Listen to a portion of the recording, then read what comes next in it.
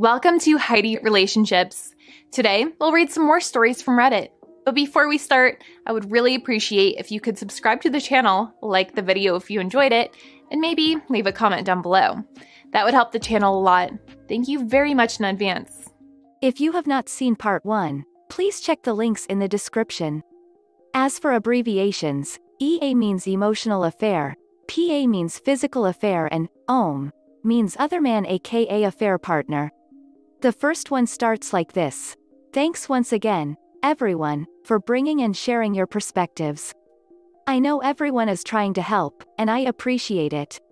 An admission, I've bent a few of the facts about myself and my W in order to keep this thread from resonating too closely with someone who knows me, but at this point I sort of don't give a crap anymore.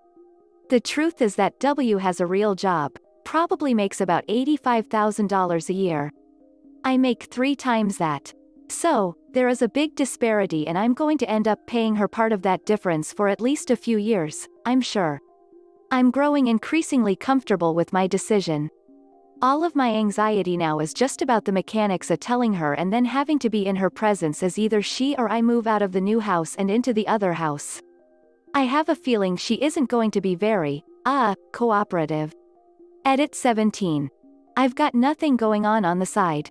No, candidates. I figure 18 months from now I'll still be visiting a therapist trying to figure out how to trust anyone after the 2 closest people in my life were living a double life they designed to keep me out of for the last 5 to 6 years. My greatest failing? Failure to communicate my needs is definitely one of them. I've absolutely contributed to allowing this to happen by not speaking up when I saw all the signs for years. Travel for work goes in spurts. I travel a couple days a week, probably 2 weeks a month.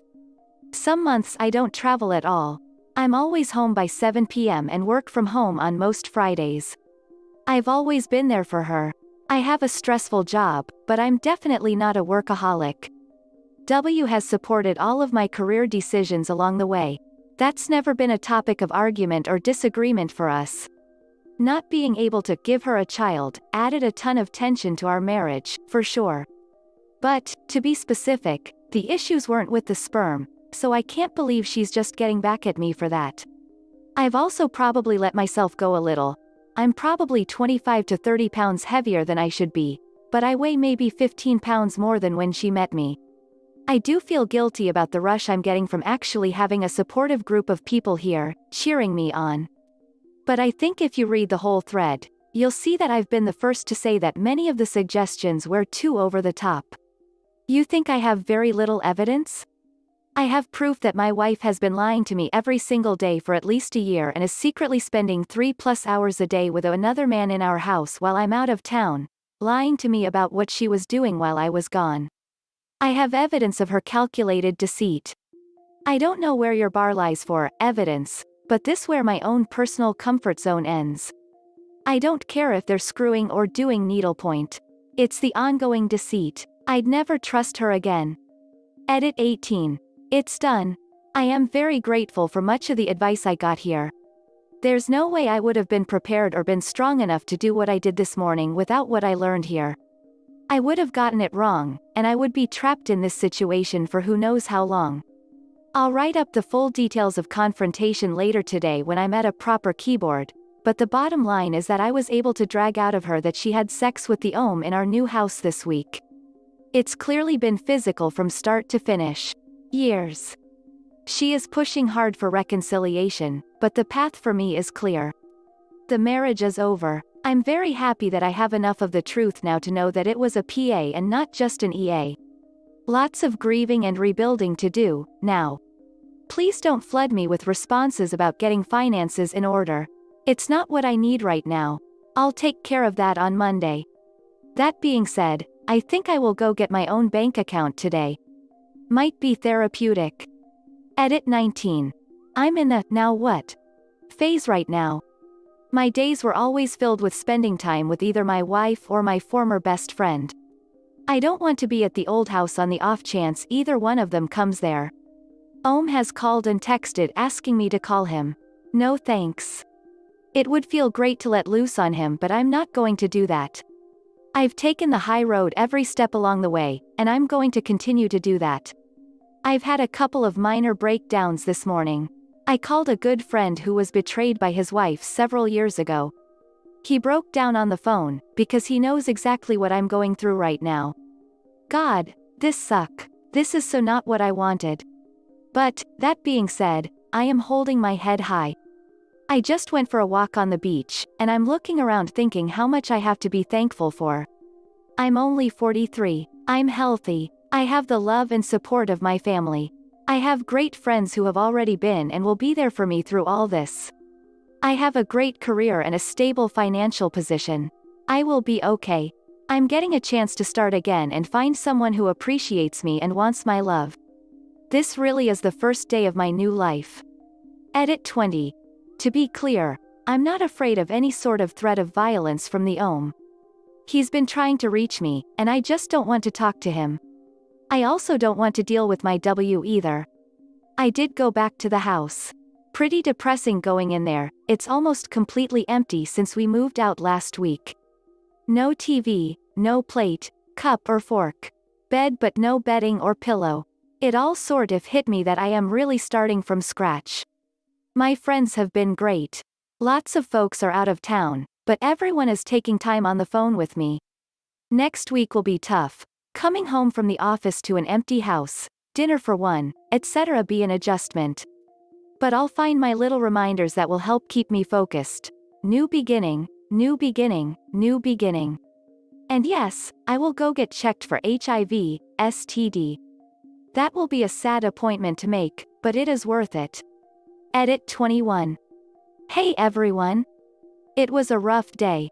I had a couple small breakdowns throughout the day.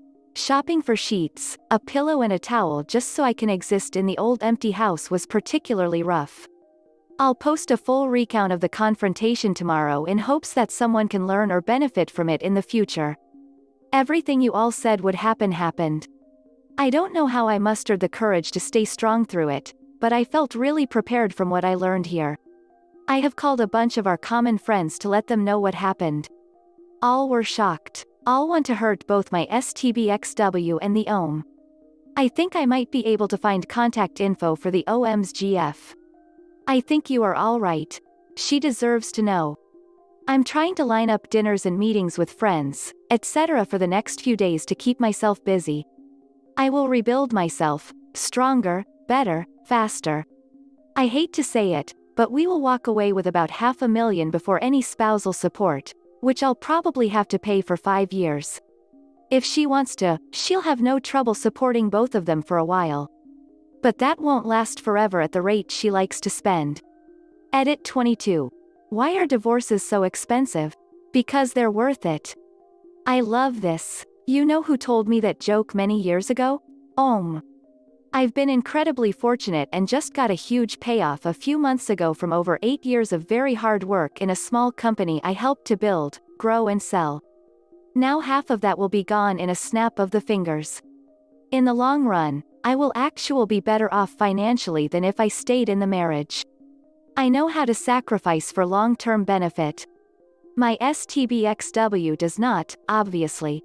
So, now I can actually save some money for my future with someone who will appreciate it more. I live in a no-fault divorce state, since someone asked. Edit 23. I lied about it being only 7 years of marriage. That was when I was trying to be stealthy. It's been almost 10 years. STBxW is texting me frantically right now, begging me to hear her out and give her the chance to prove to me that she can be the person I deserve. I told her she doesn't deserve that chance and she isn't getting it from me. I told her that swapping fluids with him and then having sex with me is the most selfish, horrible thing she could possibly have done. Told her I was getting STD and HIV testing and she should do the same. 𝓀𝓬 has a very sordid history, and I doubt he's clean. As for the confrontation, here's the full story. I was all amped up to confront her on Friday night, but her mother came over to our house and we all had dinner together. It was awful. She was being so nice to me, it was killing me inside to think that this is the woman that is cheating on me. Anyway, her mom stuck around too late, and I was emotionally and mentally exhausted and knew that I couldn't deal with it that night. The next morning, I almost started the conversation in bed. But I couldn't do it. So, I took a shower and headed downstairs for a cup of coffee. She eventually came down, and after a couple minutes of pacing around and readying myself for battle, I said, "Honey, there's something that's been bothering me for a while now that I need to talk to you about. What would you say is your relationship to 𝓀𝓪?" She first said that he's like a brother. I then asked how often she talked to him. To my surprise, she did say that it was almost every day. She immediately put the blame on him. "He's very needy. He's always calling me and saying, 'Call me over lunch, call me on your way home.'" So then I started asking her if she ever sees him, face to face, when I'm not around. Again, to my surprise, there was a small admission. She said that very occasionally, when I was out of town for a long time, they would have dinner together. We started going around in circles on this. She was saying how he is her closest friend, and she doesn't have any other close friends, and that he isn't so much like a brother but more like a girlfriend or a gay guy friend. She even admitted, when I pushed, that yes, she might complain to him about me just like she would with any other girlfriend. When I implied that this is an affair, she blew up at my use of that word. She started to come around and say, yes, she can now see that keeping this from me was wrong and why I might be upset about that, and she's very, very sorry. I asked if they ever kissed and she said no. So I kept pushing. I told her that I know a lot more than she thinks I know, and that this is her one and last chance to be totally honest with me if she wants to save our marriage. So, I started asking again about how often she would see him when I was out of town. She kept insisting that he only came over once in the last week, just brought dinner, stayed for 5 minutes and was gone. This was the thing she kept lying about that allowed me to keep saying to her, "I know you are lying about some of the things you're telling me," and I could keep asking questions. So then I got her to admit that, just once, they kissed a little bit. So, I kept pushing and pushing. Then I got her to admit that they had sex, just once a long time ago. It was a terrible mistake that escalated, and it never happened again. So, I kept pushing and pushing. Then I got her to admit that it was 2 times, that they had sex, of course, a long time ago. So, then I said, that if she wants to earn my trust back, it needs to start now. I said we're going to call the 𝓀𝓪 together. I'm going to say that you've come completely clean and told me the whole truth, and we're going to ask him the number of times. And if it is a small, specific number, then he should have the same number. I could tell by the look on her face, that this wasn't going to play out well. So, I said, "How many times?" She said nothing. I said, "More than 20? She said, "Oh no, it was probably less than 20. So, then I asked the last thing I needed to know. When was the most recent time? No answer. So, I said, "Did you have sex with him in our new house on our new bed this week?" She just stared at the ground and said, "I don't want to answer that." I said she didn't have to say anything, she already answered it. I told her I needed to leave and was going to the other house. I went upstairs and got my suitcase, a couple toiletries and nothing else. I was in shock and not thinking straight. As I walked out the door, she was curled up in the middle of the floor. I said nothing and walked out the door. Edit 24. 𝓀𝓪's mother just called me. She started by begging me to give her daughter another chance because everybody makes mistakes, but everybody deserves another chance. She said, she really loves you and wants to be with you, not with 𝓀𝓪. I said she should have thought of that when 𝓀𝓪 was on top of her, 𝓀𝓪 her in our bed in our house. She actually did a lot more blame shifting than my WW did. She kept saying that there must have been problems in our relationship and our marriage that forced her daughter to look elsewhere, and that I owed it to her daughter and to myself to figure out what that was. I told her that while I agree that our marriage wasn't perfect back when this all started, I thought it was pretty good, and that my WW never once told me that she wasn't satisfied with things. Her decision to go outside the marriage was her own selfish decision. It wasn't my refusal to work with her on any issues. We went round and round, her saying that her daughter loves me and is a good, trustworthy person who has ended her relationship with the 𝓀𝓪. I pointed out again and again that the only reason that relationship is over was because I caught them. She didn't make that decision and ask to work on our relationship. She only is asking to work on the relationship since I took away her preferred option of having her cake and king it too. Also had a text exchange with my WW. Here's my favorite from her in response to me saying, "How the hell could you do this to me? I wasn't doing anything to you. I just let a close relationship get too far. Boy, if I wasn't resolved before to get this person out of my life." Her statement that she doesn't see this as doing anything to me makes me sure that I do, indeed, deserve better. However, her mother is a wonderful person who is just trying to keep her daughter's world from collapsing around her. She told me that when her daughter told her about the affair this morning, she was devastated and asked how she could do something so stupid. She also said to me that she was always uncomfortable with their obvious close relationship, and she now really regrets not saying something. She said, "I never could have believed that she would do something like this. I have to believe this is very hard for her to see her daughter go through, especially because the daughter is so clearly at fault. I don't hold anything against her trying to say anything to me to try to get another chance for her daughter. I probably misrepresented the call in my post above.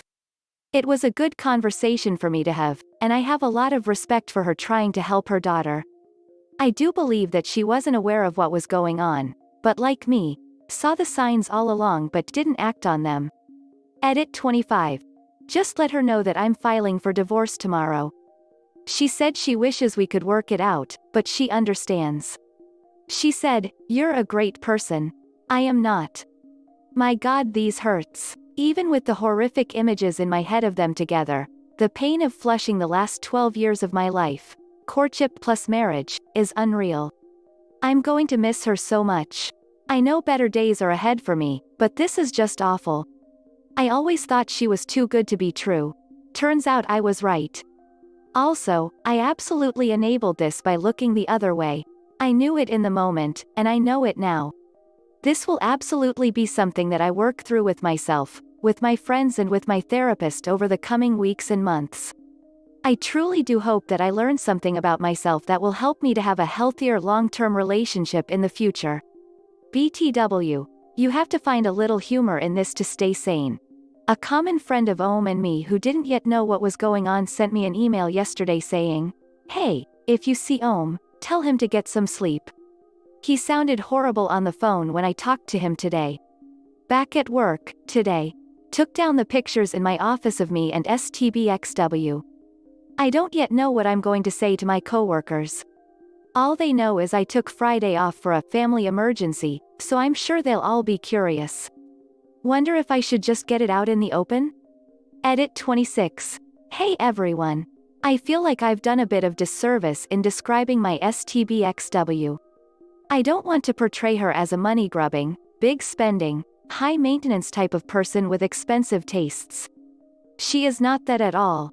I think it is important for anyone reading this thread now or in the future to know that she, on the surface, really did seem like a very good, practical person. When I say that she was accustomed to spending money, I mean that it just never occurred to her to sacrifice anything in order to save money for the future. We bought this big house and immediately was already getting estimates for new floors, painting the walls, new fixtures in the bathrooms, etc. without ever really consulting me on any of it. She's never spent a lot of money on clothing, shoes or stuff like that. She's never demanded expensive cars, etc. So, demonizing her as a spendthrift isn't accurate. Sorry, but I let that get out of control and it isn't right. She's done a lot to hurt me, but cleaning me out isn't a primary sin. This is the end of the video. I hope you enjoyed the relationship stories. Please don't forget to subscribe to the channel, like the video and write a comment. I really appreciate your support and it helps my channel so much. Thank you.